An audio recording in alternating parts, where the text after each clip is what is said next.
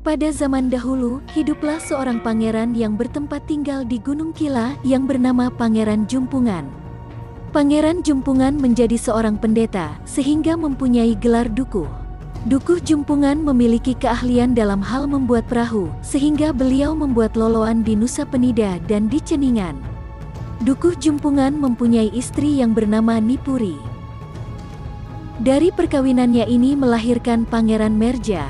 Pangeran Merja mempunyai istri yang bernama Niluna. Dari perkawinannya terlahir Pangeran Undur dan seorang putri yang bernama Diah Ranggini. Pangeran Undur mempunyai istri bernama Nilumi, sedangkan sang putri diambil istri menjadi permaisuri oleh Dalem Sawang. Dari perkawinan Pangeran Undur lahirlah Pangeran Renggan.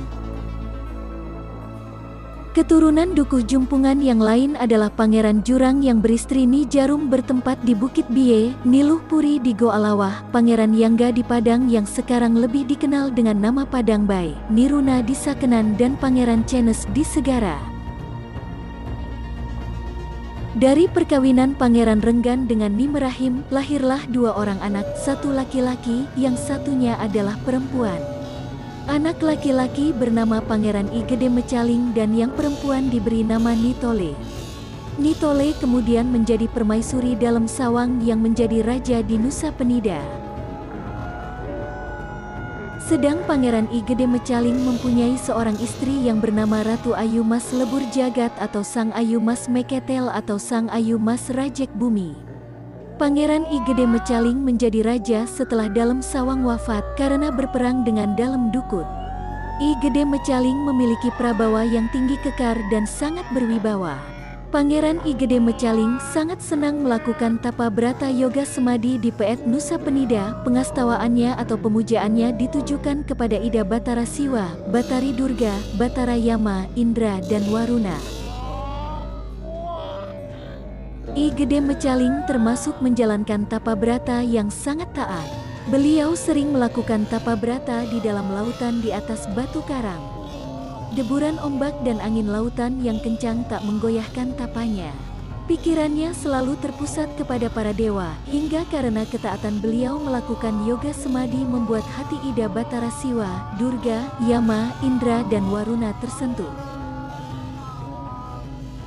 Siapakah yang melakukan yoga semadi sedemikian hebatnya di bumi, sehingga para dewa bersedia turun dari swarga loka untuk melihat di bumi? Para dewa berkehendak untuk melihat siapakah yang melakukan yoga sampai membuat hati beliau para dewa tersentuh. Setelah para dewa datang ke bumi dan ternyata melihat cahaya di atas lautan antara Selat Nusa dengan Bali. Ternyata sang Pangeran I Gede Mecaling yang melakukan tapa brata yoga dan samadi yang begitu hebat. Dengan ketekunan tersebut Ida Batara Siwa, Durga, Yama, Indra dan Waruna memberikan anugerah kesaktian berupa ajian Kanda Sanga. Kemudian, setelah mendapat panugrahan Kanda Sanga, fisik Pangeran I Gede Mecaling menjadi berubah. Badan beliau menjadi besar, wajah beliau menjadi menyeramkan, taringnya menjadi panjang, suaranya menggetarkan seisi jagat raya. Sedemikian hebat dan sangat menyeramkan, maka seketika itu juga jagat raya menjadi guncang. Kegaduhan, ketakutan, kengerian yang disebabkan oleh rupa, bentuk dan suara yang meraung-raung siang dan malam dari Pangeran I Gede Mecaling membuat gempar di Marcapada. Melihat dan mendengar hal demikian, para dewa pun ikut menjadi bingung karena tidak ada satu orang pun yang bisa menandingi kesaktian Pangeran I Gede Mecaling. Bahkan sesungguhnya para dewata tidak ada yang bisa menandingi, tidak ada yang bisa mengalahkan kesaktian Pangeran I Gede Mecaling yang bersumber dari kedua taring beliau yang telah diberi anugerah oleh Ida Batara Siwa dan para dewa lainnya.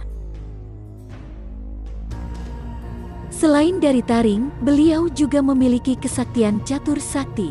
Perawakannya yang tampan tiba-tiba menyeramkan dan taringnya adalah sumber kesidiannya sehingga berkuasa atas rakyat Nusa skala niskala. Atas kesaktian I Gede Mecaling, pada akhirnya dirinya menjadi Nyapaka di Aku. Kesaktian membuat dirinya menjadi sombong dan angkuh sehingga beliau berani untuk melawan para dewa. Dirinya tidak lagi menjadi sosok pangeran yang baik hati, tetapi justru menjadi angkuh. Rakyat Nusa yang memuja Hyang Widi, Dewa, Batara dan leluhur dilarang dan tidak segan-segan I Gede Mecaling memberikan hukuman kepada rakyatnya yang berani melanggar larangannya. Atas ulahnya yang demikian, para dewa pun menjadi resah, terlebih kesaktiannya yang sangat tinggi tak ada yang menandingi. Para dewa akhirnya pun memutuskan untuk mengutus Dewa Indra ke bumi untuk menghukum I Gede Mecaling. Dewa Indra mengetahui kelemahan I Gede Mecaling pada taringnya, sehingga ia ke bumi adalah bermaksud memotong taring I Gede Mecaling. Mendengar dirinya akan dihukum dan dibunuh oleh Dewa Indra, segera I Gede Mecaling mempersiapkan segala sesuatunya dengan baik untuk melawan Dewa Indra. Singkat cerita, sampailah Dewa Indra di bumi.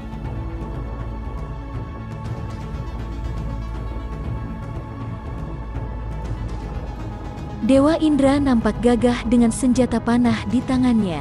Menatap tajam-tajam di sekelilingnya dengan sikap mawas diri sembari berhati-hati. Sebab I Gede Mecaling bukanlah lawan biasa tetapi orang sakti yang telah menerima anugerah dari para dewa, terlebih berkah dari Batara Siwa. Setelah beberapa saat sampai di bumi, Dewa Indra pun melanjutkan perjalanan menuju Tanah Nusa. Selama dalam perjalanan menuju Nusa, Dewa Indra selalu waspada ada serangan skala niskala. Akhirnya, sampailah Dewa Indra di Tanah Nusa. Setelah mereka berhadapan, tidak ada yang dapat menghalangi dua kesatria ini untuk berperang. Deru angin dan deburan ombak pantai Nusa menjadi sebuah isyarat bahwa mereka harus saling menghancurkan. Mereka sama-sama sakti dan pantang bagi mereka untuk melarikan diri dari pertarungan. Suara burung bangkai memekakan telinga, gagak bersorak. Tak terkecuali anjing melolong menjadi pertanda bahwa akan ada pertempuran hebat antar keduanya. Selanjutnya mereka pun saling serang, dan keduanya sangat mahir. Berbagai macam sidi pun dipraktikan, sehingga badai begitu hebat terjadi dan gemuruh hebat keluar tatkala ilmu mereka beradu. Dewa Indra dengan kesaktian wajranya menyerang I Gede Mecaling. I Gede Mecaling tak tinggal diam ketika diserang, lalu ia mengeluarkan kesaktiannya yang merupakan anugerah dari Hyang Siwa dan Batari Durga. Sekitar dirinya mampu merubah wujud menjadi sosok yang lebih menyeramkan, bersenjatakan kampak sakti. Meraung dan tawa yang menggelegar membuat bumi bergetar. Manusia biasa yang melihat perubahan wujud beliau sudah pasti ketakutan, bahkan seketika jiwa akan terlepas dari badannya bersembunyi karena takut melihat perisai I Gede Mecaling. Setelah merubah wujud, Dewa Indra saja yang tidak mengalami ketakutan. Ia menghunus senjata tombak dan menyerang I Gede Mecaling. Terjadilah perang tanding yang lebih menakutkan. Mata biasa sudah tidak bisa lagi melihat gerakan mereka yang sangat cepat. Kecuali bagi orang yang memiliki waskita akan melihat keduanya mengeluarkan jurus-jurus andalan. Kilatan cahaya keluar dari dua senjata kapak dan tombak beradu. Kapak sakti diayunkan ditangkis dengan tombak. Saat tombak berayun menderu, suaranya menakutkan sekali. Seolah-olah akan siap memangsa. Pun demikian ketika kampak sakti diayunkan, suaranya bergemuruh seolah-olah berkehendak membinasakan apapun yang menyentuh mata kampak. Perang semakin seru dan semakin hebat. Dewa Indra menjauhi I Gede Mecaling dengan lompatan kecil ke belakang. I Gede Mecaling seketika menghentikan serangan. Dewa Indra nampaknya mulai berpikir untuk segera mengakhiri pertempuran ini, sebab ini akan membawa akibat pada bumi. Akhirnya, Dewa Indra melompat tinggi terbang ke arah I Gede Mecaling sembari menghunus senjata sakti keris anugerah dari Batara Siwa. Keris yang terhunus mengeluarkan pamor yang menyilaukan, seperti sinar jutaan matahari. Selanjutnya, dengan keris di tangan kanan Dewa Indra menukik menuju I Gede Mecaling. Dewa Indra fokus kepada dua taring I Gede Mecaling yang akan dipotongnya. I Gede Mecaling mengetahui bahwa senjata keris sakti tersebut adalah anugerah dari Batara Siwa. I Gede Mecaling pun merasa bahwa dirinya sudah akan dikalahkan, karena hanya senjata dari Batara Siwalah yang dapat menaklukkannya. Setelah taring Pangeran I Gede Mecaling berhasil dipotong barulah beliau berhenti menggemparkan seisi jagat raya. Setelah itu Pangeran I Gede Mecaling kembali melakukan tapa brata yoga semadi, pengastawannya ditujukan kepada Ida Batara Rudra. Lalu Ida Batara Rudra pun berkenan turun ke bumi untuk memberikan panugrahan kepada Pangeran I Gede Mecaling berupa pancataksu, yaitu yang pertama adalah taksu balian, yang kedua adalah taksu penolak gerubuk, yang ketiga adalah taksu kemeranan, yang keempat adalah taksu kesaktian, yang kelima adalah taksu penggeger. Sebagai pengabdi utama Ida Betari Durga Dewi, beliau diberi wewenang oleh Ida Batari Durga Dewi untuk mencabut nyawa manusia yang ada di bumi. Pangeran I Gede Mecaling juga diberikan wewenang sebagai penguasa samudra. Karena menguasai samudra sering juga disebut Ida Ratu Gede Samudra.